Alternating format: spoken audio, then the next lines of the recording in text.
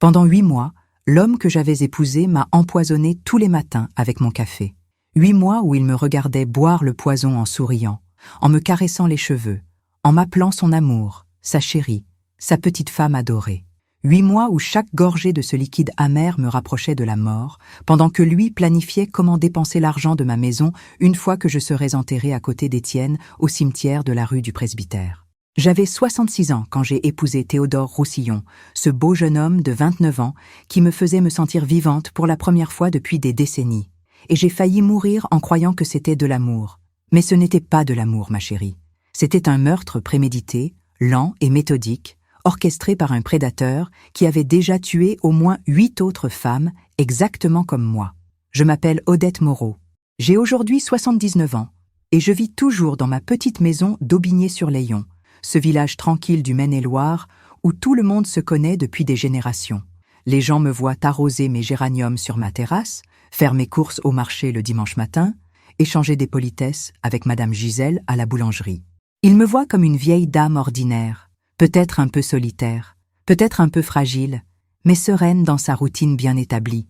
Ce qu'ils ne savent pas, c'est que je suis une survivante, que j'ai regardé la mort dans les yeux pendant des mois sans comprendre ce qui m'arrivait, et que c'est mon instinct de femme, cet instinct que j'avais étouffé pendant 40 ans de mariage silencieux, qui m'a finalement sauvée.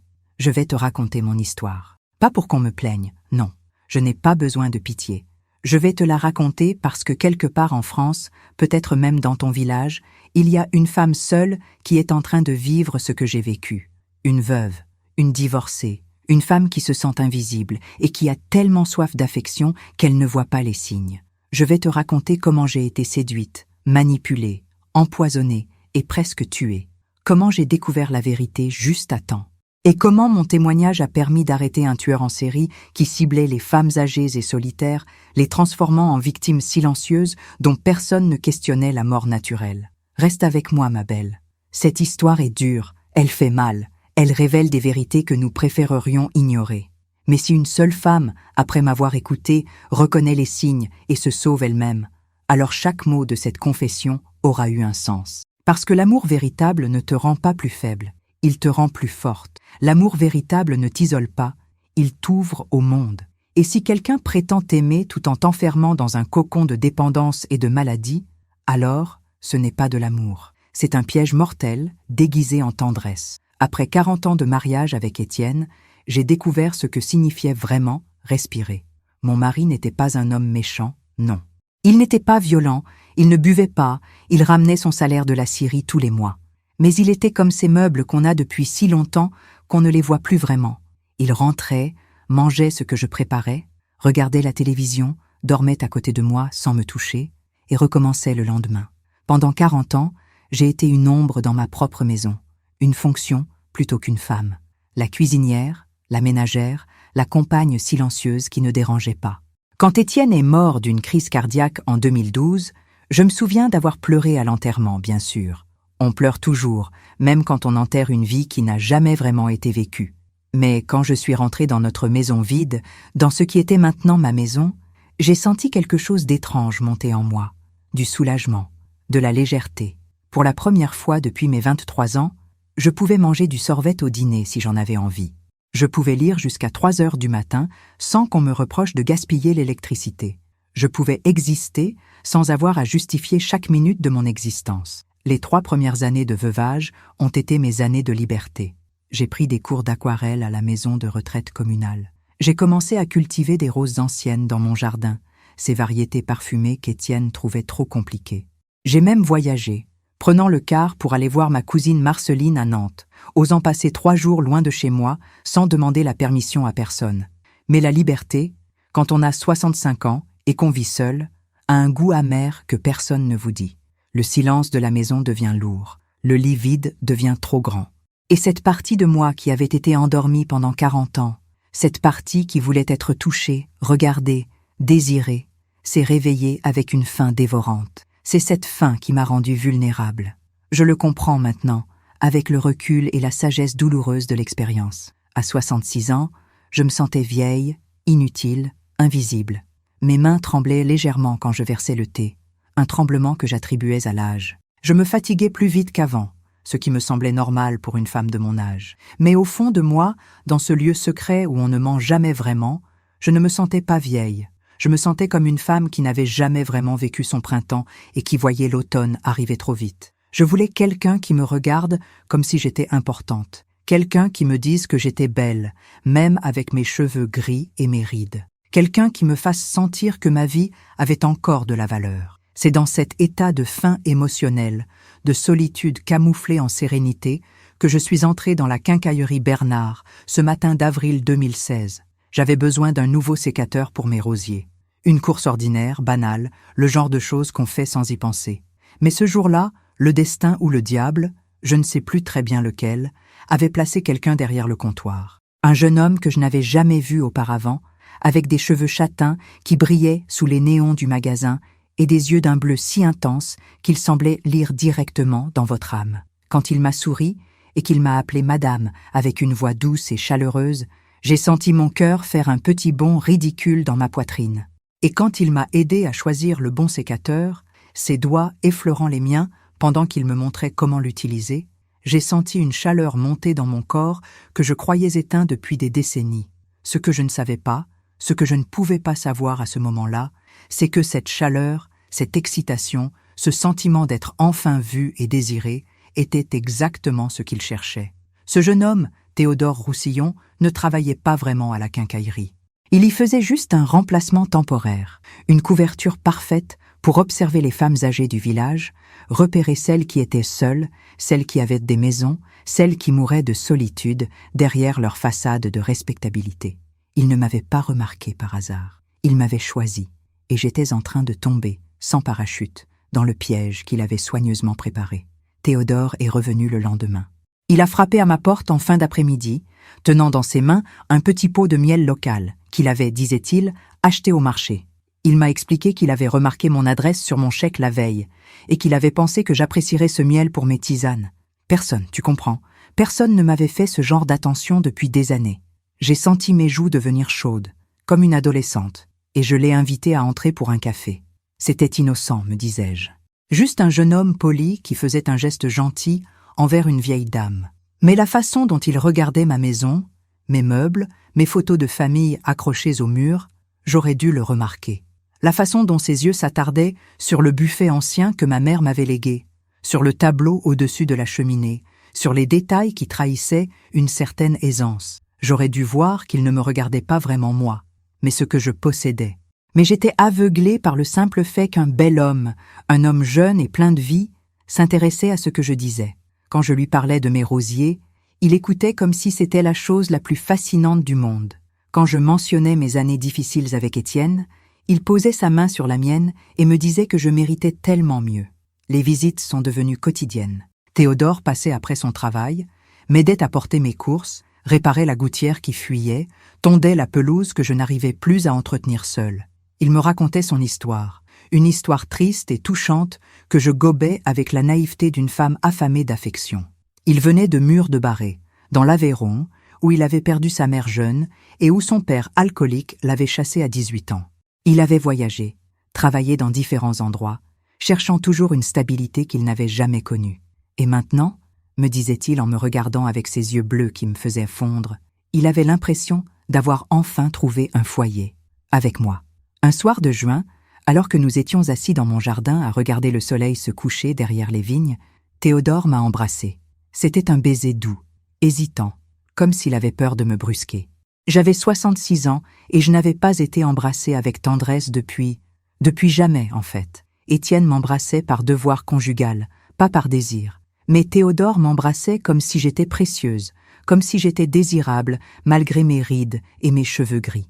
Je me suis mise à pleurer, et il a essuyé mes larmes en me murmurant que j'étais la femme la plus élégante qu'il ait jamais rencontrée, que mon âge ne comptait pas, que ce qui comptait, c'était ce qu'il ressentait quand il était avec moi. Les semaines suivantes ont été un tourbillon. Théodore a emménagé progressivement chez moi, apportant d'abord quelques vêtements, puis tous ses effets personnels. Il dormait dans la chambre d'amis par respect, disait-il, parce qu'il voulait que les choses soient faites correctement. Il voulait m'épouser. Cette déclaration m'a choquée et ravie à la fois. Moi, Odette Moreau, veuve de 66 ans, J'allais me remarier avec un homme qui aurait pu être mon fils. Les voisins allaient jaser, bien sûr, mais pour la première fois de ma vie, je m'en fichais. J'avais le droit d'être heureuse, non? J'avais le droit de vivre une passion tardive, de sentir mon cœur battre plus vite, de me réveiller avec quelqu'un qui me souriait. Nous nous sommes mariés en août 2016, lors d'une cérémonie intime à la chapelle de Saint-Michel. Juste nous deux, le maire adjoint comme témoin, et Madame Gisèle de la boulangerie qui avait gentiment accepté d'être mon second témoin. Je portais une robe crème simple mais élégante que j'avais achetée à Angers. Théodore était magnifique dans son costume sombre, et quand il a glissé l'alliance à mon doigt, j'ai cru que mon cœur allait exploser de bonheur. Nous avons célébré avec du champagne et du gâteau chez nous, juste nous deux, et cette nuit-là, pour la première fois depuis la mort d'Étienne, je n'étais plus seule dans mon lit. Mais ce que je ne savais pas, ce que personne ne pouvait deviner en regardant ce jeune marié attentionné et souriant, c'est que j'avais signé ce qui devait être mon arrêt de mort. Dès le lendemain matin, Théodore a commencé son rituel. Il se levait avant moi, descendait à la cuisine et me préparait le café qu'il m'apportait au lit avec un sourire tendre et un baiser sur le front. Ce café du matin, cette attention quotidienne qui me faisait me sentir chérie et importante, était le véhicule parfait pour le poison qui allait lentement détruire mon corps et me conduire vers une mort que tout le monde attribuerait naturellement à mon âge avancé. Les premiers symptômes sont apparus environ 3 semaines après notre mariage. Un matin, en me levant, j'ai senti mes jambes flageoler sous moi, comme si elles n'avaient plus la force de porter mon poids. J'ai attribué ça à un vertige passager, peut-être dû au changement d'habitude, à l'excitation de cette nouvelle vie. Théodore m'a aidé à m'asseoir sur le lit, inquiet et attentionné, me caressant les cheveux, en me disant que je devais me reposer davantage. Il avait raison, me disais-je. Je n'étais plus toute jeune, et ces derniers mois avaient été émotionnellement intenses, mais les symptômes n'ont pas disparu. Au contraire, ils se sont multipliés, s'intensifiant jour après jour avec une progression si insidieuse que je ne voyais pas le schéma qui se dessinait. La fatigue est devenue mon état permanent. Me lever le matin était une épreuve. Faire mes courses au village me laissait épuisé pour le reste de la journée. Mes mains tremblaient de plus en plus, au point où je renversais régulièrement mon thé ou laissais tomber mes outils de jardinage. Mon appétit a disparu, la nourriture me donnait des nausées, et j'ai commencé à perdre du poids de manière alarmante. En l'espace de 2 mois, j'avais perdu près de 8 kilos. Théodore était aux petits soins. Il insistait pour que je me repose, pour que je reste à la maison plutôt que de me fatiguer avec mes sorties habituelles. Il s'occupait de tout, des courses au repas, du ménage à l'entretien du jardin. Il me préparait des tisanes réconfortantes, des soupes légères, quand je ne pouvais rien avaler d'autre.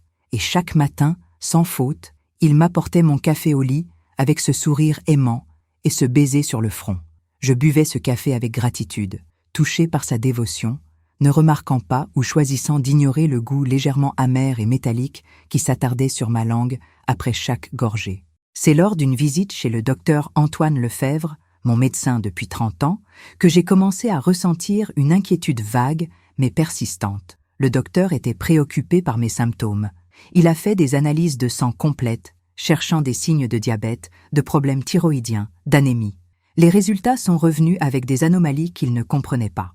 Mes enzymes hépatiques étaient élevées, mes reins fonctionnaient en dessous de la normale, et il y avait des marqueurs inflammatoires qu'il n'arrivait pas à expliquer.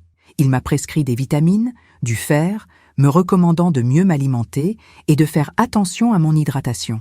Mais je voyais dans ses yeux une confusion qui me troublait. Quand je suis rentrée de cette consultation, Théodore m'attendait avec un sourire rassurant.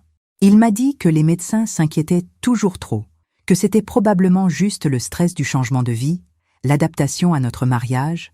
Il était tellement convaincant, tellement calme et rationnel que j'ai voulu le croire. Mais cette nuit-là, alors que j'étais allongée dans notre lit, écoutant sa respiration régulière à côté de moi, une pensée terrifiante a traversé mon esprit. Et si quelque chose de grave était vraiment en train de m'arriver? Et si je mourais et laissais Théodore seul dans cette maison que nous avions à peine commencé à partager? Ce qui m'a le plus frappé, en y repensant, c'est à quel point j'étais préoccupée par lui plutôt que par moi. J'avais peur de le laisser seul, de le décevoir, de ne pas être assez forte pour être la femme qu'il méritait. Cette inversion était le signe même de la manipulation qui était en train de s'opérer. Théodore m'avait progressivement conditionné à voir mes besoins à travers le prisme de ses désirs, à mesurer ma valeur en fonction de ce que je pouvais lui offrir. Et pendant que je m'inquiétais pour son bien-être, lui calculais froidement combien de temps il faudrait encore avant que mon corps ne cède complètement. Le point de non-retour est arrivé un matin d'octobre. Je me suis réveillée avec un goût de métal dans la bouche et une douleur sourde dans tout mon abdomen. Théodore m'a apporté mon café comme d'habitude. Mais ce matin-là, quelque chose en moi a hésité. J'ai regardé la tasse fumante et pour la première fois, j'ai vraiment prêté attention au liquide sombre. Il y avait quelque chose d'étrange dans sa texture, une légère opacité qui n'était pas normale. Et au fond de la tasse, je croyais voir un résidu pulvérulent, comme une fine couche de poudre qui ne s'était pas complètement dissoute. J'ai levé les yeux vers Théodore, et pendant une fraction de seconde, j'ai vu quelque chose passer dans son regard, quelque chose de froid, de calculateur, qui disparaissait aussi vite qu'il était apparu, remplacé par son sourire habituel. J'ai bu le café, par peur, par déni, par incapacité à accepter ce que mon instinct me hurlait. Mais cette hésitation, ce moment de doute, avait planté une graine dans mon esprit. Une graine qui allait germer lentement, douloureusement, jusqu'à ce que je sois forcé d'affronter une vérité tellement monstrueuse que mon cerveau refusait de la concevoir. L'homme que j'avais épousé, l'homme qui dormait à côté de moi et qui me disait qu'il m'aimait, était peut-être en train d'essayer de me tuer. Les semaines suivantes ont été un cauchemar éveillé où je flottais entre la conscience et l'inconscience, entre la lucidité et le brouillard. Mes symptômes s'aggravaient de manière exponentielle. Je ne pouvais plus sortir du lit certains jours, trop faible pour même faire quelques pas jusqu'à la salle de bain. Mes cheveux tombaient par poignées quand je me brossais.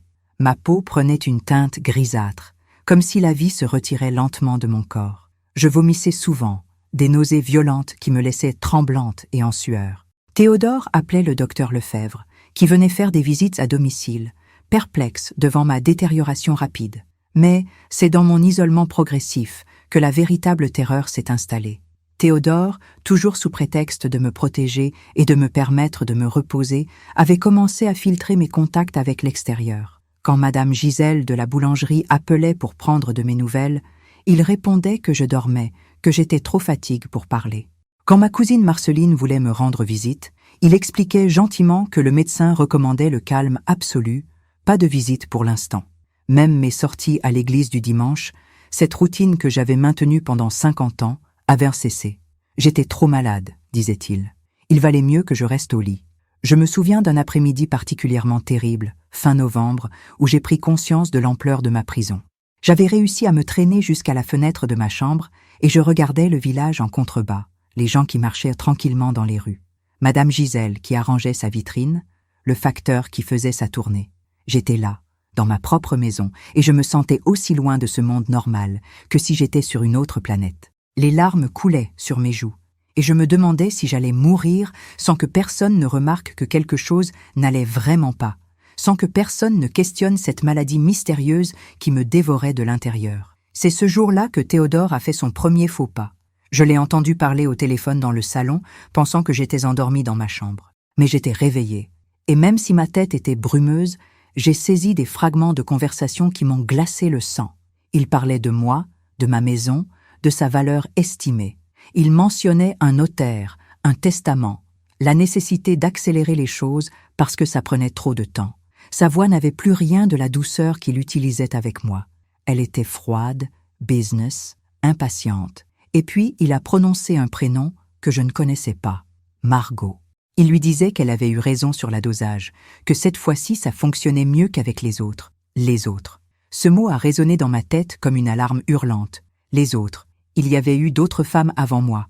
D'autres veuves solitaires qui étaient tombées dans le même piège, qui avaient cru au même mensonge, qui étaient mortes en pensant qu'elles étaient aimées. Mon cœur battait si fort que j'avais peur qu'ils l'entendent de l'autre pièce. Je me suis forcée à rester immobile, à respirer normalement, à ne pas trahir le fait que j'avais entendu. Quand il est remonté quelques minutes plus tard, avec mon déjeuner et mon sempiternel café, j'ai fait semblant de dormir. Il a posé le plateau sur la table de nuit, m'a caressé les cheveux avec une tendresse qui me donnait maintenant envie de vomir, et il est reparti silencieusement. Dès que j'ai entendu ses pas dans l'escalier, j'ai attrapé le café et je suis allée le vider dans le pot de mon ficus. une plante robuste qui trônait depuis des années dans un coin de ma chambre. Puis, j'ai rempli la tasse avec de l'eau du robinet de ma salle de bain, mélangeant un peu de terre du pot pour donner la couleur approximative du café. Mon cœur battait la chamade, mes mains tremblaient violemment, mais l'adrénaline de la peur me donnait une clarté mentale que je n'avais pas connue depuis des semaines. Quand Théodore est revenu chercher le plateau 1 heure plus tard, il a vu la tasse vide et a souri. Un sourire satisfait, presque triomphant, qui m'a donné la nausée. Cette nuit-là, pour la première fois depuis des semaines, je n'ai pas eu de nouveaux symptômes. Pas de vomissements violents, pas de douleurs abdominales insupportables. Mon esprit était plus clair, même si mon corps restait faible des mois d'empoisonnement cumulatif. Et dans cette clarté terrifiante, j'ai compris. Le café. C'était dans le café du matin. Chaque jour depuis notre mariage, Théodore versait du poison dans mon café, me regardait le boire, me couvrait de baisers et d'attentions, puis attendait patiemment que mon corps cède. Et quand je mourrais, il hériterait de ma maison, de mes économies, de tout ce que j'avais mis une vie à construire. Personne ne suspecterait rien. Une vieille dame de 66 ans qui tombe malade et meurt quelques mois après son remariage, c'était triste mais pas inhabituel. Le stress du changement, disaient les gens. Son cœur n'a pas tenu, murmurerait-il lors de mes funérailles. Mais maintenant que je savais, maintenant que mes yeux étaient ouverts sur la réalité horrifiante de ma situation, je faisais face à une question terrible. Qu'est-ce que je pouvais faire? J'étais trop faible pour fuir. Je n'avais pas de preuves concrètes, juste des soupçons basés sur une conversation téléphonique fragmentaire. Et qui me croirait? Moi, une vieille femme confuse et malade qui accusait son jeune mari dévoué de tentative de meurtre? Théodore avait soigneusement construit l'image du gendre parfait, attentionné et patient avec sa vieille épouse fragile. Si j'allais voir la police, ils penseraient probablement que j'étais sénile. Et alors, Théodore comprendrait que je savais. Et que ferait-il? Quelque chose de plus rapide, de plus définitif peut-être. Je me sentais prise au piège dans ma propre maison, avec un assassin qui dormait à côté de moi et qui attendait juste que je meure. Les jours suivants ont été un exercice d'équilibre précaire entre la survie et la dissimulation. Chaque matin, Théodore m'apportait mon café empoisonné avec son sourire et ses mots doux. Et chaque matin, je jouais mon rôle de femme aimante et reconnaissante, buvant quelques gorgées devant lui avant qu'il ne descende préparer le petit déjeuner, puis versant rapidement le reste dans le ficus ou dans le lavabo. Mais je devais être prudente. Si je me rétablissais trop vite, il suspecterait quelque chose.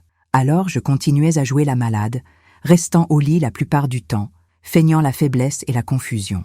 C'était épuisant de maintenir cette façade, de prétendre que j'étais en train de mourir alors que je sentais doucement mes forces revenir. Le ficus, lui, n'a pas eu cette chance. En l'espace d'une semaine, ses feuilles ont commencé à jaunir et à tomber. Cette plante qui avait survécu à 20 ans de négligence relative se mourait sous mes yeux, victime du poison destiné à me tuer. Je regardais ces feuilles se flétrir une par une, et c'était comme voir mon propre destin si je n'avais pas découvert la vérité à temps. Cette plante morte était la preuve physique de ce que Théodore me faisait, mais une preuve que je ne pouvais montrer à personne sans révéler que je savais. C'est durant cette période terrifiante que j'ai reçu une visite inattendue qui allait tout changer. Madame Gisèle, la boulangère, s'était inquiétée de ne plus me voir depuis des semaines. Un après-midi où Théodore était sorti faire des courses, elle a simplement franchi ma porte non verrouillée et est montée directement dans ma chambre. Je me souviens de son visage choqué quand elle m'a vue, émaquillée et pâle dans mon lit. Elle s'est assise à côté de moi et elle a pris ma main avec cette chaleur maternelle qui était sa marque depuis toujours. Elle m'a dit qu'elle s'inquiétait, que tout le village s'inquiétait, que ça ne me ressemblait pas de rester cloîtrée comme ça. Et puis, baissant la voix comme si elle craignait d'être entendue, elle m'a confié quelque chose qui a confirmé mes pires soupçons. Elle avait croisé Théodore la semaine précédente, près de l'étude notariale, et par pure curiosité, elle avait mentionné cette rencontre au notaire lors de sa propre visite pour une affaire de succession. Le notaire, Maître Garnier, lui avait dit que Théodore était venu le consulter à plusieurs reprises concernant les procédures de succession en cas de décès d'un conjoint. Il voulait savoir combien de temps ça prenait, quels documents étaient nécessaires, comment accélérer le processus. Maître Garnier trouvait ça étrange. Un jeune marié qui posait ce genre de questions quelques semaines seulement après son mariage. Mon sang s'est glacé. Théodore ne se contentait pas de m'empoisonner. Il planifiait activement l'après, s'assurant que tout serait en place pour hériter rapidement de mes biens une fois que je serais morte. Madame Gisèle a vu quelque chose changer dans mon expression parce qu'elle a serré ma main plus fort et m'a demandé si tout allait bien, si Théodore me traitait correctement. J'ai voulu tout lui dire, vider mon sac, pleurer dans ses bras et la supplier de m'aider. Mais à ce moment précis, nous avons entendu la porte d'entrée s'ouvrir. Théodore était rentré plus tôt que prévu. Madame Gisèle n'a eu le temps que de me murmurer rapidement qu'elle m'appellerait plus tard. Puis, elle est descendue saluer Théodore dans le couloir. J'ai entendu leur voix polie, Théodore expliquant à quel point j'étais malade, Madame Gisèle offrant de préparer des repas pour nous aider. Quand elle est finalement partie et que Théodore est monté me voir, son sourire était toujours en place, mais ses yeux étaient durs. Il m'a demandé de quoi nous avions parlé, Madame Gisèle et moi. J'ai répondu que nous avions juste bavardé des potins du village, rien d'important. Mais je voyais qu'il n'était pas entièrement convaincu. Et cette nuit-là, dans le noir de notre chambre, j'ai senti son regard sur moi, vigilant, méfiant. Le lendemain matin, Théodore a changé de routine. Au lieu de me laisser boire mon café tranquillement pendant qu'il descendait, il est resté dans la chambre, assis sur le bord du lit, me regardant boire chaque gorgée. Mon cœur battait si fort que j'étais sûre qu'il l'entendait. Je ne pouvais pas verser le café ailleurs avec lui qui m'observait. J'ai dû boire la tasse entière, sentant le goût métallique amer se répandre dans ma bouche, sachant que chaque gorgée contenait la substance qui allait me faire vomir et trembler pendant les heures suivantes. Quand j'ai fini, il a pris la tasse vide, m'a embrassé sur le front et m'a dit avec une douceur terrifiante qu'il voulait s'assurer que je prenais bien soin de moi, que je devais boire tout mon café parce que ça me ferait du bien. Cette journée a été un retour en arrière brutal. Les symptômes sont revenus avec force. Les vomissements, les tremblements, la faiblesse écrasante. Et pendant que je gisais dans mon lit, trop malade pour bouger, je comprenais que ma situation venait de devenir exponentiellement plus dangereuse. Théodore savait que quelque chose avait changé.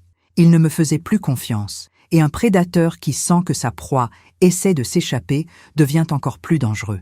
Je devais trouver un moyen de sortir de cette situation avant qu'il ne décide d'accélérer mon départ définitif. Mais comment ? J'étais prisonnière dans ma propre maison, empoisonnée chaque matin, trop faible pour fuir, sans preuves concrètes et sans personne à qui me confier sans risquer que Théodore l'apprenne. Le piège se resserrait et je sentais le temps me filer entre les doigts comme du sable. Si tu m'écoutes en ce moment, ma belle, et que quelque chose dans ton cœur résonne avec ce que je raconte, si tu te reconnais dans cette solitude qui rend vulnérable, dans cette fin d'affection qui brouille le jugement, alors fais-moi une promesse. Laisse un commentaire, juste un mot, pour me dire que tu es là. Parce que cette histoire, elle n'est pas qu'à moi. Elle appartient à toutes ces femmes qui ont failli disparaître dans le silence. Et si tu la partages, si tu en parles autour de toi, peut-être qu'une vie sera sauvée. Abonne-toi à cette chaîne, pas pour moi, mais pour toutes celles qui viendront après et qui ont besoin d'entendre qu'on peut survivre même quand tout semble perdu. La semaine suivante a été la plus sombre de toute cette épreuve. J'avais perdu mon unique moyen de survie, l'astuce du café versé ailleurs, et je sentais le poison reprendre le contrôle de mon corps, jour après jour. Mes pensées devenaient confuses, mon corps refusait de m'obéir, et pire encore, je commençais à perdre espoir. Peut-être que c'était mon destin, me disais-je, dans mes moments les plus noirs. Peut-être que je méritais cette fin pour avoir été assez stupide pour croire qu'un jeune homme pouvait vraiment m'aimer. Théodore avait réussi à m'isoler complètement. Le téléphone de la maison était maintenant dans sa poche, prétextant qu'il ne voulait pas que les appels me dérangent pendant mon repos. Mon portable, que j'utilisais rarement, avait mystérieusement disparu. Mais c'est dans ce moment de désespoir absolu qu'une découverte a ravivé ma volonté de survie. Un après-midi où Théodore était sous la douche, j'ai réussi à me traîner jusqu'à son tiroir de la commode, celui qu'il fermait toujours à clé et dont je n'avais jamais questionné le contenu. La clé était dans la poche de son pantalon, posée sur la chaise, et avec des mains tremblantes, j'ai ouvert ce tiroir interdit. Ce que j'y ai trouvé a confirmé toutes mes terreurs, et bien pire encore. Il y avait des documents, des photocopies d'actes de décès de femmes dont je ne connaissais pas les noms.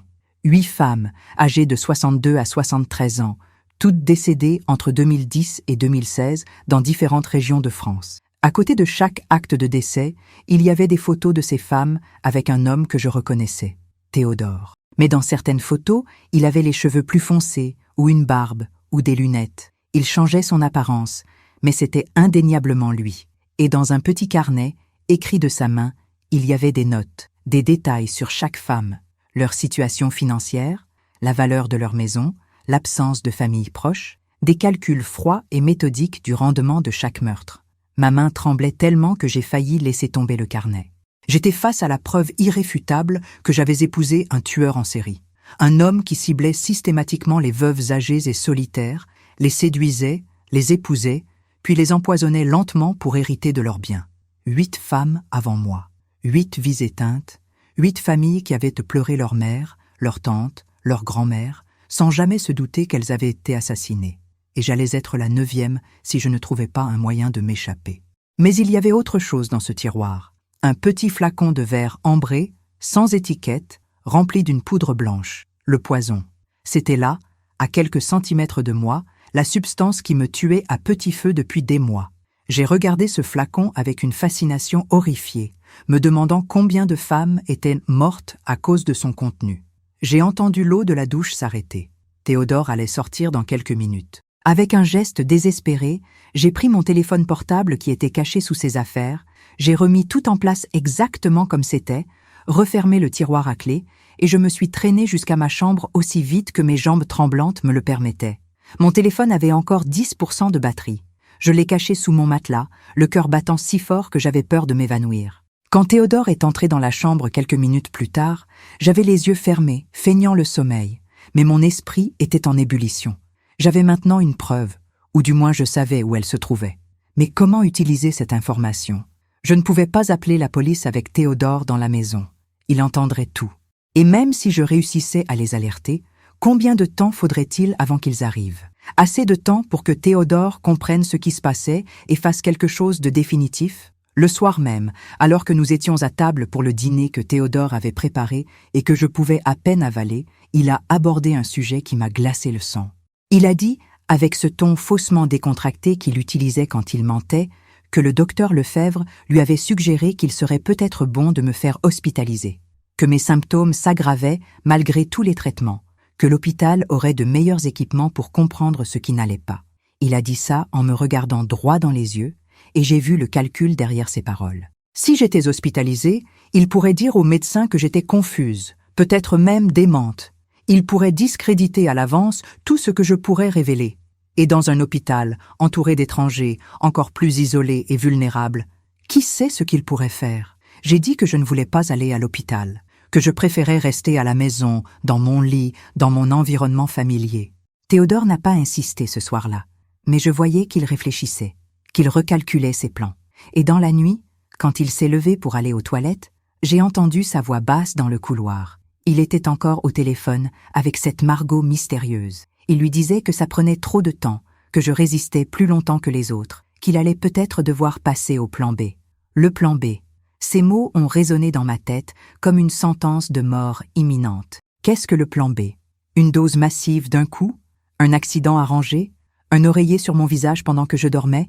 Cette nuit-là, je n'ai pas fermé l'œil.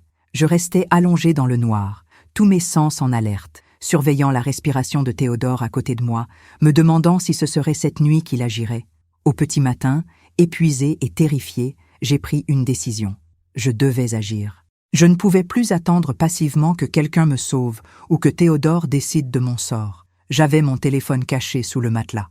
J'avais vu les preuves dans son tiroir. Et même si j'étais faible, même si j'avais peur, je préférais mourir en me battant, plutôt que de me laisser assassiner comme un agneau docile. Le lendemain, d'une façon ou d'une autre, je trouverais un moment pour appeler à l'aide, peu importe les risques. Parce que ne rien faire était la garantie certaine de ma mort. L'opportunité est venue plus vite que je ne l'aurais imaginé, mais dans les circonstances les plus terrifiantes possibles. Le lendemain matin, Théodore m'a apporté mon café comme d'habitude, mais cette fois avec un sourire différent.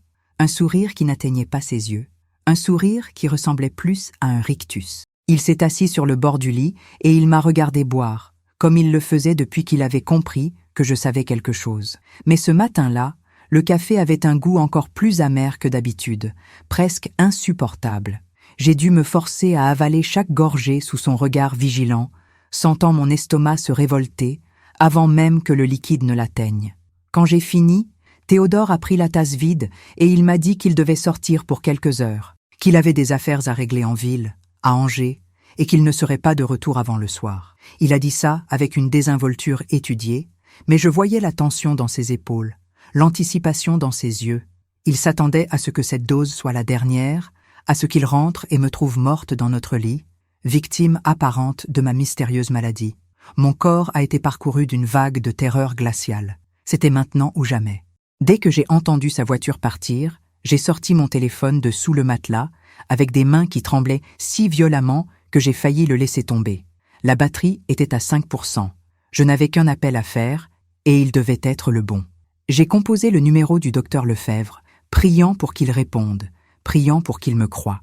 Après 3 sonneries qui m'ont semblé une éternité, j'ai entendu sa voix familière et rassurante. Je lui ai dit, d'une voix brisée et paniquée, que j'avais besoin de lui, que c'était une urgence vitale, qu'il devait venir immédiatement et appeler la police, que Théodore était en train de m'empoisonner et que je pensais qu'il allait me tuer aujourd'hui même.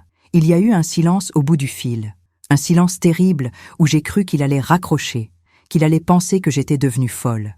Mais le docteur Lefebvre me connaissait depuis 30 ans. Il connaissait ma stabilité mentale, ma rationalité, et surtout, il connaissait les anomalies inexplicables dans mes analyses sanguines, les symptômes qui ne correspondaient à aucune maladie naturelle. Il m'a dit de rester calme, de m'enfermer dans ma chambre si possible, et qu'il arrivait avec les gendarmes dans 20 minutes maximum. Puis mon téléphone s'est éteint, la batterie complètement vidée. Ces 20 minutes ont été les plus longues de ma vie. J'étais allongée dans mon lit, trop faible pour faire quoi que ce soit d'autre, écoutant chaque bruit de la maison, terrifiée à l'idée que Théodore revienne plus tôt que prévu. Mon corps commençait à réagir à la dose massive qu'il m'avait donnée ce matin. Les crampes dans mon estomac étaient insupportables. J'avais envie de vomir, mais je n'avais même plus la force de me lever pour aller aux toilettes. La sueur coulait sur mon front, ma vision devenait floue. Je me demandais si j'allais mourir avant que les secours n'arrivent, si Théodore allait rentrer pour me trouver agonisante et finir le travail. Chaque seconde était une torture, chaque minute une éternité. Et puis, j'ai entendu les sirènes, ce son magnifique et terrifiant des voitures de police et de l'ambulance qui remontait la petite route vers ma maison. J'ai entendu les portières claquer, les voix fortes, les coups à la porte d'entrée. Le docteur Lefebvre a crié mon nom, demandant où j'étais. J'ai essayé de répondre, mais ma voix n'était qu'un murmure. Alors j'ai tapé contre le mur avec ce qui me restait de force, encore et encore, jusqu'à ce que j'entende les pas précipités dans l'escalier. La porte de ma chambre s'est ouverte et le docteur Lefebvre est entré, suivi de 2 gendarmes et des ambulanciers. Le soulagement a été si intense que j'ai éclaté en sanglots. Le docteur Lefebvre a pris mes mains dans les siennes, me disant que j'étais en sécurité maintenant, que tout allait bien se passer. Les ambulanciers ont commencé à m'installer une perfusion, à prendre mes constantes vitales. J'ai entendu l'un des gendarmes parler dans sa radio, donnant mon adresse, demandant des renforts, mentionnant une tentative d'homicide. Avec les dernières forces qui me restaient, j'ai dit aux gendarmes d'aller voir dans le tiroir fermé à clé de la commode de Théodore, que la preuve était là, que les documents, les photos, le poison, tout était là. C'est à ce moment-là que nous avons tous entendu le bruit d'une voiture qui s'arrêtait devant la maison. Mon sang s'est glacé. Théodore était revenu. Peut-être avait-il oublié quelque chose, peut-être avait-il simplement changé d'avis, mais il était là, et il allait comprendre ce qui se passait. J'ai entendu ses pas sur le gravier, puis le silence soudain quand il a vu les voitures de police et l'ambulance. J'ai entendu un gendarme l'interpeller, lui demander de s'identifier. Et puis j'ai entendu quelque chose qui m'a fait froid dans le dos, le bruit de quelqu'un qui court, qui essaie de fuir. Les gendarmes se sont précipités dehors. Il y a eu des cris, des bruits de lutte, et puis, quelques minutes plus tard, qui m'ont semblé des heures, un gendarme est remonté dans ma chambre. Il m'a dit que Théodore avait été appréhendé alors qu'il essayait de s'enfuir par les. Il m'a dit que Théodore avait été appréhendé alors qu'il essayait de s'enfuir par les champs derrière la maison, qu'il était maintenant menotté dans une voiture de police, et que oui, ils avaient retrouvé le tiroir, forcé la serrure et découvert exactement ce que j'avais décrit. Les documents, les photos, le flacon de poison. Tout était là, la preuve irréfutable de ce que cet homme m'avait fait et de ce qu'il avait fait à 8 autres femmes avant moi. On m'a transporté d'urgence à l'hôpital d'Angers. Dans l'ambulance, j'oscillais entre la conscience et l'inconscience, entendant les voix des ambulanciers qui parlèrent de mon état critique, de l'empoisonnement sévère aux métaux lourds, probablement de l'arsenic mélangé à d'autres substances. Ils disaient que j'avais eu de la chance, que si j'avais attendu encore quelques heures, les dommages auraient pu être irréversibles. Mais sur le moment, Allongée sur cette civière, branchée à des machines qui bipaient frénétiquement, je ne me sentais pas chanceuse. Je me sentais brisée, trahie, sale de l'intérieur. Comment avais-je pu être aussi aveugle? Comment avais-je pu laisser cet homme entrer dans ma vie, dans mon lit, dans mon cœur, sans voir le monstre qu'il cachait derrière son sourire? Les jours suivants à l'hôpital sont un mélange flou de traitements, d'interrogatoires de police, de médecins qui s'émerveillaient que je sois encore en vie. Ils m'ont administré des chélateurs, des médicaments qui capturent les métaux lourds dans le sang et les éliminent. Ils m'ont mis sous dialyse pour soulager mes reins endommagés. Chaque traitement était une épreuve, mais j'étais vivante. Et avec chaque jour qui passait, avec chaque goutte de poison qui quittait mon corps, je sentais ma force mentale revenir, même si mon corps restait fragile. C'est durant ma 2e semaine d'hospitalisation que les gendarmes sont venus me donner les détails complets de l'enquête. Ce qu'ils m'ont révélé était encore plus horrible que ce que j'avais imaginé. Théodore Roussillon n'était même pas son vrai nom. Il s'appelait en réalité Marc Deveau, avait 37 ans et non 29 comme il me l'avait dit, et il opérait ce schéma meurtrier depuis plus de 8 ans. Les 8 femmes dont j'avais vu les actes de décès dans son tiroir n'étaient que celles qu'ils avaient pu confirmer jusqu'à présent. Il y en avait peut-être d'autres, dans d'autres régions, sous d'autres identités. Sa complice, Margot Dubois, était une ancienne infirmière radiée de l'ordre pour vol de médicaments. C'était elle qui lui fournissait le poison, qui l'aidait à doser correctement pour que la mort semble naturelle, qui lui donnait des conseils sur comment imiter les symptômes de maladies communes chez les personnes âgées. Ensemble, ils avaient perfectionné leur méthode. Marc ciblait les veuves isolées dans des petits villages, prenait le temps de les séduire, les épousait rapidement, puis les empoisonnait sur une période de quelques mois. Margot restait en arrière-plan, disponible par téléphone pour des consultations, récupérant sa part des héritages une fois les victimes décédées. Le gendarme m'a dit que grâce à mon témoignage et aux preuves trouvées chez moi, ils avaient pu arrêter Margot également. Qu'une enquête nationale était en cours pour identifier toutes les victimes possibles, qu'ils allaient rouvrir les dossiers de décès de dizaines de femmes âgées mortes dans des circonstances similaires ces dernières années. Mon calvaire, ma survie, allait peut-être permettre de rendre justice à toutes ces femmes qui n'avaient pas eu ma chance, qui étaient mortes en croyant être aimées, sans que personne ne soupçonne jamais la vérité. Cette révélation m'a submergée. Je pleurais pour ces femmes que je n'avais jamais connues, mais avec qui je partageais maintenant ce lien terrible. Nous avions toutes été choisies pour notre solitude, pour notre vulnérabilité, pour notre soif désespérée d'affection. Et nous avions toutes payé, ou failli payer, de notre vie ce crime d'avoir voulu être aimées. Le gendarme m'a aussi dit que mon histoire avait commencé à circuler, que les médias s'y intéressaient et que plusieurs familles avaient déjà contacté la police pour signaler des cas similaires. Une femme à Ghana, dont la mère était morte brutalement après avoir épousé un jeune homme, avait reconnu le mode opératoire. D'autres allaient suivre. En sortant de ma chambre, le gendarme s'est retourné et m'a dit quelque chose qui m'a marqué à jamais. Il m'a dit que j'étais une héroïne, que sans mon courage de faire cet appel au docteur Lefebvre, malgré ma faiblesse, malgré ma peur, Marc Deveau aurait continué à tuer impunément, que j'avais sauvé des vies en sauvant la mienne. Mais je ne me sentais pas héroïque. Je me sentais comme une vieille femme stupide qui avait failli mourir parce qu'elle était trop seule et trop désespérée pour voir le danger en face d'elle. Le chemin vers le pardon de moi-même serait long, peut-être plus long que ma guérison physique. Après 4 semaines d'hospitalisation, les médecins ont estimé que j'étais suffisamment stable pour rentrer chez moi. Mon corps portait les séquelles permanentes de l'empoisonnement prolongé. Mes reins ne fonctionnaient qu'à 60% de leur capacité. J'avais perdu 15 kilos que je n'arriverais probablement jamais à reprendre complètement. Mes mains tremblaient encore, un tremblement que les neurologues disaient être partiellement réversible avec le temps, mais qui pourrait aussi devenir permanent. J'étais physiquement diminuée, mais j'étais vivante. Et cette vie, même affaiblie, même marquée par le traumatisme, était précieuse au-delà de ce que je pouvais exprimer. Mais rentrer dans ma maison était une épreuve que je n'avais pas anticipée.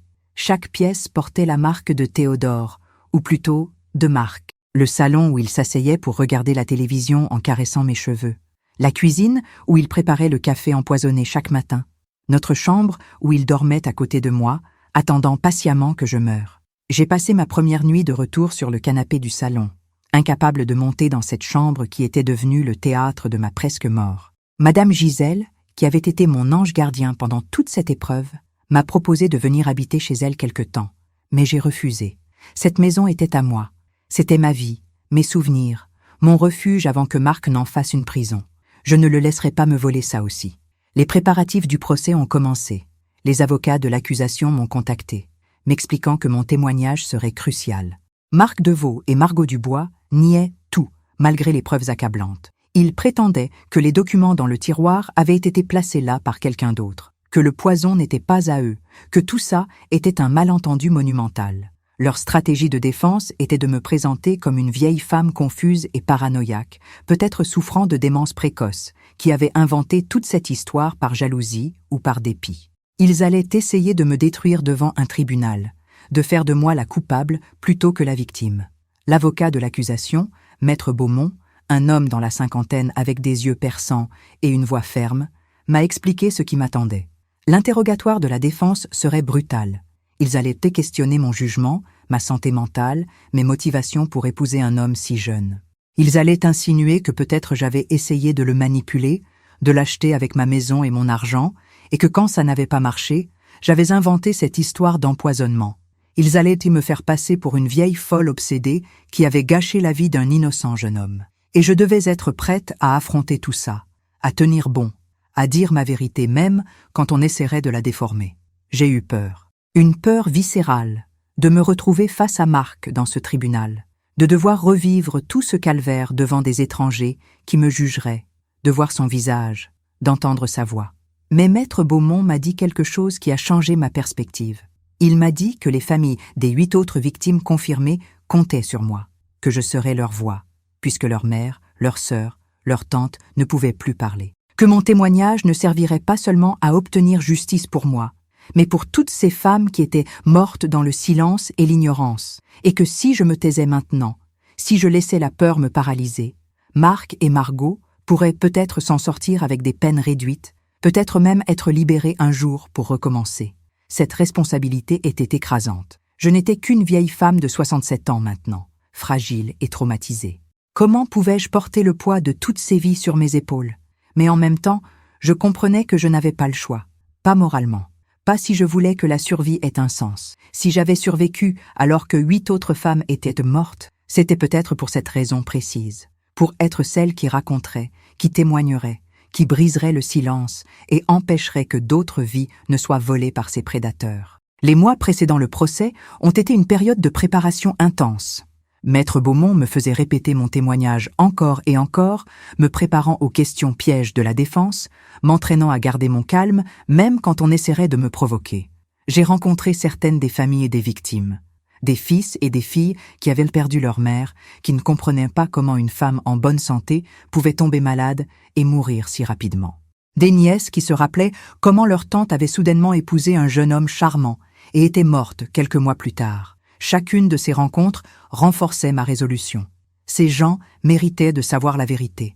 Leurs proches méritaient de ne pas être oubliés comme de simples statistiques de mortalité naturelle. Mais la préparation n'était pas seulement légale. Elle était aussi psychologique. J'ai commencé à voir une thérapeute, Madame Leclerc, qui se spécialisait dans les traumatismes. Elle m'aidait à démêler les fils emmêlés de mes émotions. La honte que je ressentais d'avoir été si facilement manipulée. La colère contre Marc, mais aussi contre moi-même. Le dégoût de mon propre corps qui avait désiré cet homme, qui avait cru à ses mensonges. La culpabilité de survivre quand d'autres étaient mortes. Et surtout, cette question lancinante qui me réveillait la nuit en sueur. Est-ce que je méritais vraiment d'être aimée ou est-ce que ma solitude était le reflet de quelque chose de fondamentalement défectueux en moi? Madame Leclerc me répétait patiemment que je n'étais pas responsable de ce qui m'était arrivé, que Marc était un prédateur professionnel qui avait passé des années à perfectionner ses techniques de manipulation, qu'il savait exactement quelle femme cibler, quelle vulnérabilité exploiter, quels mots dire pour désarmer toute méfiance, que je n'étais pas stupide ou faible d'être tombée dans son piège.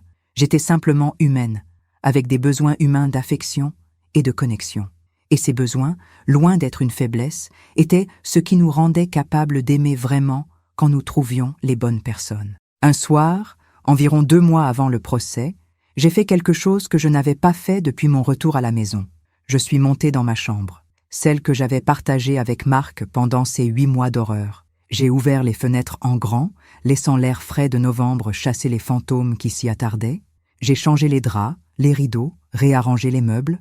J'ai retiré tout ce qui portait sa marque et j'ai ramené des objets à moi, des photos de ma vie avant lui, des livres que j'aimais, des fleurs fraîches de mon jardin. Je reconquérais mon espace, reclamant ma vie centimètre par centimètre. Et cette nuit-là, pour la première fois depuis des mois, j'ai dormi dans mon propre lit. J'ai fait des cauchemars, bien sûr. J'ai rêvé de Marc qui me tendait une tasse de café en souriant et je me suis réveillée en sueur, le cœur battant. Mais je ne suis pas descendue me réfugier sur le canapé. Je suis restée dans ce lit, dans cette chambre qui était mienne, et j'ai attendu que le jour se lève, parce que c'était ça, la victoire. Pas de ne plus avoir peur, mais de continuer à vivre malgré la peur, de ne pas laisser Marc me voler une seule nuit de sommeil de plus, une seule parcelle de ma vie de plus. Il avait déjà pris assez, il ne prendrait plus rien. Le procès était prévu pour janvier. J'avais 3 mois pour me préparer à affronter mon bourreau devant la justice. 3 mois pour trouver la force de raconter mon histoire sans m'effondrer. 3 mois pour devenir la femme qui pourrait regarder Marc Deveau dans les yeux et dire, avec une voix claire et ferme, « Tu as essayé de me tuer, mais je suis toujours là, et je ne me tairai pas. » Le jour du procès est arrivé avec un froid glacial de janvier qui semblait pénétrer jusqu'aux os. Maître Beaumont était venu me chercher tôt le matin pour m'accompagner au tribunal d'Angers. Dans la voiture, j'ai regardé défiler les paysages familiers du Maine-et-Loire, ces routes que j'avais empruntées toute ma vie, et je me demandais si je serais la même femme au retour, si affronter Marc changerait quelque chose en moi, me libérerait ou au contraire me briserait définitivement. La salle d'audience était bondée. Je n'avais pas réalisé à quel point cette affaire avait capté l'attention médiatique. Des journalistes, des familles des victimes, des curieux, tous entassés sur les bancs publics. Quand je suis entrée, guidée par Maître Beaumont, un murmure a parcouru l'assistance. J'étais devenue, malgré moi, le visage de toutes ces victimes silencieuses, la seule qui avait survécu pour raconter. Je me suis assise à la place qui m'était désignée et j'ai osé regarder vers la zone des accusés. Marc était là, menotté, encadré par 2 gendarmes, vêtu d'un costume sombre qui le faisait paraître respectable et innocent. Nos regards se sont croisés, et j'ai senti mon estomac se nouer. Mais ce qui m'a le plus frappé, c'est qu'il n'avait plus ce sourire charmant, ce regard tendre qu'il utilisait pour me manipuler. Son visage était froid, dur, presque méprisant. C'était comme voir enfin le vrai Marc, celui qui s'était caché derrière le masque de Théodore. À côté de lui, Margot Dubois, une femme d'une 40aine d'années au visage anguleux, me fixait avec une hostilité non déguisée. Le procès a commencé par les témoignages des experts. Les médecins qui avaient traité mon empoisonnement, expliquant en détail les dommages causés par l'arsenic et les autres toxines trouvées dans mon système. Les toxicologues qui avaient analysé le contenu du flacon trouvé dans le tiroir de Marc, confirmant qu'il s'agissait d'un mélange mortel d'arsenic et de thallium, soigneusement dosé pour imiter les symptômes de maladies courantes. Les enquêteurs qui présentaient des preuves accablantes, les documents sur les 8 victimes précédentes, les photos de Marc avec chacune d'elles, les relevés bancaires montrant les héritages qu'il avait touchés. Puis est venu mon tour de témoigner. Quand mon nom a été appelé, mes jambes tremblaient tellement que j'avais peur de ne pas pouvoir me lever. Mais Maître Beaumont m'a touché doucement l'épaule, me donnant la force de me mettre debout et de marcher jusqu'à la barre des témoins. J'ai prêté serment, ma main posée sur l'Évangile, promettant de dire la vérité, toute la vérité. Et puis j'ai commencé à raconter. J'ai raconté ma solitude après la mort d'Étienne, ma vulnérabilité, mon besoin d'être vu et désiré. La rencontre avec Marc à la quincaillerie, ses visites quotidiennes, sa cour assidue, notre mariage à la chapelle, ses premiers jours où je me croyais la femme la plus heureuse du monde. Et puis, les symptômes qui ont commencé, insidieux au début, de plus en plus graves avec le temps. Le café du matin que Marc me préparait avec tant d'attention. Mon isolement progressif, coupé de mes amis et de ma communauté. La découverte fortuite de la conversation téléphonique, le flacon de poison dans le tiroir fermé, la prise de conscience horrifiante que l'homme que j'avais épousé essayait de me tuer. Ma voix tremblait en racontant, et plusieurs fois j'ai dû m'arrêter pour reprendre mon souffle, pour essuyer les larmes qui coulèrent malgré moi. Mais je continuais. Je racontais comment j'avais commencé à verser le café dans le ficus, comment Marc avait compris que quelque chose n'allait pas et m'avait forcé à boire sous sa surveillance. L'appel désespéré au docteur Lefebvre, Les 20 minutes d'angoisse en attendant les secours, la certitude que j'allais mourir avant qu'ils n'arrivent. Et finalement, l'arrestation de Marc alors qu'il essayait de fuir, la découverte des preuves, la révélation qu'il avait tué au moins 8 autres femmes avant moi. Quand j'ai fini mon témoignage, le silence dans la salle était absolu. Je voyais des larmes sur les visages des familles et des victimes. Je voyais le jury, ces 12 hommes et femmes ordinaires, me regarder avec une compassion et une horreur mêlées. Et je voyais Marc, toujours impassible, comme si mon témoignage le laissait complètement indifférent. C'était cette indifférence, plus que tout le reste, qui révélait sa vraie nature. Je n'avais jamais été une personne pour lui.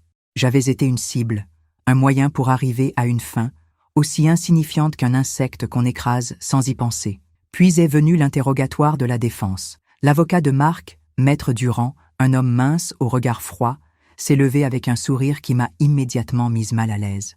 Il a commencé gentiment, presque paternellement, me demandant de confirmer mon âge, mon statut de veuve, ma situation de vie solitaire. Puis les questions sont devenues plus pointues, plus insidieuses. N'était-il pas vrai que j'étais désespérément seule, que je désirais tellement de la compagnie, que j'avais poursuivi un homme qui aurait pu être mon fils, que j'avais peut-être même été celle qui avait initié la relation, qui avait séduit Marc avec ma maison et mon argent? J'ai senti la colère monter en moi, mais je me suis rappelé les conseils de Maître Beaumont. Rester calme, répondre factuellement, ne pas se laisser provoquer. J'ai dit que oui, j'étais seule et que j'avais apprécié l'attention de Marc, mais que c'était lui qui était venu me chercher, lui qui avait frappé à ma porte, lui qui avait insisté pour m'épouser.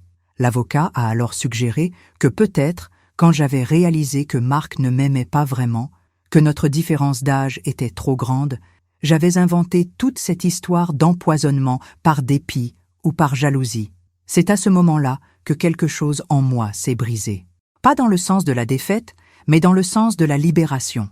J'ai regardé cet avocat droit dans les yeux et je lui ai dit, d'une voix forte et claire qui ne tremblait plus, que je comprenais ce qu'il essayait de faire. Qu'il essayait de me faire passer pour une vieille folle, obsédée, parce que c'était plus confortable de croire ça que d'affronter la réalité qu'un homme pouvait froidement et calculatoirement assassiner des femmes pour leur argent. Que sa stratégie était exactement ce qui permettait à des prédateurs comme Marc de continuer à opérer impunément, parce qu'on préférait blâmer les victimes que de reconnaître le mal quand il portait un beau visage. J'ai dit que oui, j'avais été vulnérable. Oui, j'avais été seule. Oui, j'avais voulu être aimée, et qu'aucune de ces choses ne faisait de moi quelqu'un qui méritait d'être empoisonné et assassiné.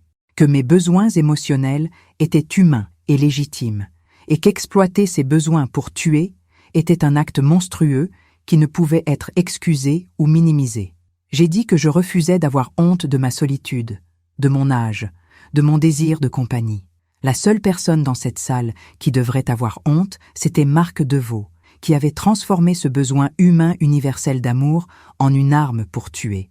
Le silence qui a suivi était électrique. L'avocat de la défense, visiblement pris de court par ma réponse, a bredouillé quelques questions supplémentaires avant de se rasseoir. Maître Beaumont avait un sourire discret, et dans le public, j'ai vu des têtes qui hochaient en approbation. Mon témoignage était terminé. J'avais dit ma vérité. Maintenant, c'était entre les mains de la justice. Les jours suivants du procès ont vu défiler d'autres témoins. Les familles des victimes racontant comment leurs proches avaient soudainement épousé un jeune homme charmant et étaient mortes peu après. Les enquêteurs présentant les preuves irréfutables de la culpabilité de Marc et Margot. Et finalement, Marc lui-même a témoigné. Il a maintenu son innocence, prétendant qu'il aimait sincèrement toutes ces femmes, que les documents dans son tiroir étaient des recherches généalogiques innocentes, que le poison avait été placé là par quelqu'un d'autre pour le piéger. Mais sa performance était creuse, mécanique. Même son propre avocat semblait ne pas le croire. Les délibérations du jury ont duré 2 jours. 2 jours où je suis restée dans ma chambre d'hôtel, incapable de manger, incapable de dormir, attendant le verdict qui dirait si justice serait faite ou si Marc pourrait un jour recommencer. Quand enfin on nous a rappelés au tribunal pour entendre la décision, mon cœur battait si fort que je craignais de m'évanouir. Le président du jury s'est levé, a regardé Marc et a prononcé les mots les plus beaux que j'ai jamais entendus. Coupable, sur tous les chefs d'accusation. 8 meurtres avec préméditation. Une tentative de meurtre. Margot Dubois, coupable également de complicité de meurtre. La salle a explosé en applaudissements et en larmes. Les familles des victimes s'étreignaient, pleurant de soulagement et de chagrin mêlés. Marc restait impassible, mais j'ai vu ses mains se crisper sur la table. Il avait perdu. La justice était faite. Les peines sont tombées quelques heures plus tard. Réclusion criminelle à perpétuité pour Marc, avec une période de sûreté de 30 ans, 20 ans de prison pour Margot. Ils passeraient le reste de leur vie derrière les barreaux, incapables de faire d'autres victimes. Et moi, Odette Moreau, j'étais libre. Vraiment libre. Pour la première fois peut-être de toute ma vie. Les semaines qui ont suivi le procès ont été étranges. J'étais devenue, malgré moi, une figure publique. Mon histoire avait fait la une des journaux. Les chaînes de télévision voulaient m'interviewer. Des associations de protection des personnes âgées me contactaient pour que je témoigne de mon expérience. Au début, j'ai refusé toutes ces sollicitations. Je voulais juste rentrer chez moi, retrouver ma vie tranquille, oublier cette année d'horreur et tourner la page. Mais quelque chose s'est produit qui a changé ma perspective. J'ai reçu une lettre d'une femme de Bordeaux, qui s'appelait Simone Vasseur. Elle m'écrivait pour me remercier. Sa mère, âgée de 69 ans, avait récemment rencontré un jeune homme charmant qui lui faisait la cour avec insistance. Quelque chose dans cette relation mettait Simone mal à l'aise, mais elle ne savait pas comment en parler à sa mère sans la blesser. Puis elle avait vu mon histoire à la télévision et elle avait reconnu des similitudes troublantes. Le jeune homme qui isolait progressivement sa mère de ses amis. Les malaises inexpliqués qui avaient recommencé peu après leur rencontre. Le café qu'il préparait chaque matin avec tant d'attention. Simone avait confronté sa mère, qui avait d'abord nié farouchement. Mais les doutes avaient été plantés. Sa mère avait commencé à faire attention, à observer, et elle aussi avait remarqué le résidu étrange dans son café. Elle était allée voir un médecin qui avait fait des analyses et trouvé des traces d'empoisonnement aux métaux lourds. Le jeune homme avait été arrêté, et l'enquête avait révélé qu'il opérait selon un schéma identique à celui de Marc Deveau. Simone m'écrivait que sans mon témoignage public, sans mon courage de raconter mon histoire, sa mère serait probablement morte comme les 8 victimes de Marc, que je lui avais sauvé la vie. Cette lettre m'a bouleversée. J'ai pleuré pendant 1 heure, serrant le papier contre mon cœur. Mon calvaire, ma survie, ma décision de témoigner publiquement malgré la honte et la peur, tout ça avait servi à quelque chose de concret. J'avais sauvé une vie, peut-être plus qu'une, si d'autres femmes avaient également reconnu les signes et agi à temps. Et c'est à ce moment-là que j'ai compris ce que je devais faire. Je ne pouvais pas me cacher dans ma petite maison d'Aubigné-sur-Layon et faire semblant que rien ne s'était passé. J'avais une responsabilité, une mission même. Raconter mon histoire encore et encore à quiconque voulait l'entendre, pour que d'autres femmes ne tombent pas dans le même piège. J'ai commencé à accepter les interviews. Pas toutes, mais celles qui me semblaient pouvoir toucher les bonnes personnes. J'ai travaillé avec des associations pour créer des programmes de sensibilisation sur les abus envers les personnes âgées, sur les schémas de manipulation, sur les signes avant-coureurs d'une relation toxique. J'ai parlé dans des centres communautaires, des maisons de retraite, des groupes de soutien pour veuves et veufs. Et à chaque fois, je voyais dans l'audience des femmes qui me remerciaient, qui me disaient que mon histoire les avait aidées à reconnaître des situations similaires dans leur propre vie ou celles de leurs proches. Ce qui m'a le plus surprise, c'est que mon histoire a également touché des jeunes femmes. Elles venaient tôt me voir, après mes interventions pour me dire qu'elles aussi avaient été dans des relations où elles se sentaient isolées, contrôlées, dévalorisées. Que le modèle de manipulation que Marc avait utilisé avec moi était le même que celui utilisé par leurs partenaires abusifs, quelle que soit la différence d'âge. Qu'entendre une femme de mon âge parler ouvertement de vulnérabilité, de solitude, de besoin d'amour, leur avait donné la permission de reconnaître leurs propres besoins sans honte et de se protéger contre ceux qui voudraient les exploiter. Environ 1 an après le procès, j'ai été invitée à une cérémonie spéciale à Paris. Le ministère de la Justice voulait me remettre une médaille pour mon courage et ma contribution à la sécurité publique. J'ai failli refuser, me sentant encore comme une vieille femme ordinaire qui ne méritait pas d'honneurs officiels. Mais Maître Beaumont m'a convaincue d'y aller, disant que ma présence enverrait un message important, que les victimes ne devaient pas rester dans l'ombre, que leur courage méritait d'être célébré, que reconnaître publiquement ce qu'elles avaient enduré était essentiel pour briser le cycle du silence. La cérémonie était intimidante. Des officiels importants, des caméras, des discours solennels. Mais ce qui m'a le plus marqué, c'est qu'ils avaient invité les familles des 8 victimes de Marc. Ces fils et filles que j'avais rencontrés pendant le procès étaient là, et quand j'ai reçu ma médaille, ils se sont levés pour m'applaudir. Après la cérémonie, une femme d'une 50aine d'années s'est approchée de moi. Elle s'appelait Claire, et sa mère avait été la première victime connue de Marc, morte en 2010. Elle m'a pris les mains et elle m'a dit que pendant 7 ans, elle avait vécu avec la culpabilité de ne pas avoir vu les signes, de ne pas avoir protégé sa mère. Mais maintenant, grâce au procès et à mon témoignage, elle comprenait que même si elle avait vu les signes, elle n'aurait probablement pas compris ce qu'ils signifiaient parce que personne ne parlait de ce type de prédation. Que mon courage lui avait permis de se pardonner et de transformer son chagrin en action en créant une association d'aide aux victimes d'abus financiers et émotionnels envers les personnes âgées. C'est dans ce moment, entouré de ces gens qui avaient transformé leur douleur en force, que j'ai enfin compris le sens de tout ce que j'avais vécu. Mon empoisonnement, ma presque mort, mon combat pour survivre, tout ça n'avait pas été vain. Ça avait créé une onde de choc qui continuait à se propager, touchant des vies, sauvant des vies, changeant des vies. Et si je devais résumer en une seule leçon ce que ces 3 années m'ont appris, ce serait celle-ci. L'amour véritable, le vrai amour, ne te rend jamais plus faible. Il te rend plus forte. Il ne t'isole pas du monde. Il t'ouvre le monde. Il ne te fait pas douter de toi-même. Il te célèbre tel que tu es. Aujourd'hui, à 79 ans, je vis toujours dans ma petite maison d'Aubigné-sur-Layon. Je cultive mes roses, je bois mon café le matin sans peur, je reçois des visites régulières de Madame Gisèle et d'autres amis du village. Mes mains tremblent toujours un peu. Mes reins ne fonctionnent pas à pleine capacité et j'ai des cauchemars occasionnels. Mais je suis vivante. Et cette vie, même imparfaite, même marquée par le traumatisme, est précieuse et belle. Je ne me suis pas remariée, et je ne le ferai probablement jamais. Mais je ne suis pas seule. J'ai ma communauté, j'ai mes amis, j'ai ces femmes que j'ai aidées et qui m'ont rendu leur affection. Et j'ai ma mission, ma raison de me lever chaque matin.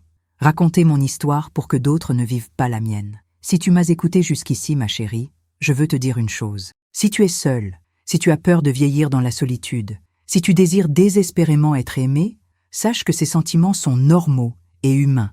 Tu n'as pas à en avoir honte, mais promets-moi d'écouter ton instinct.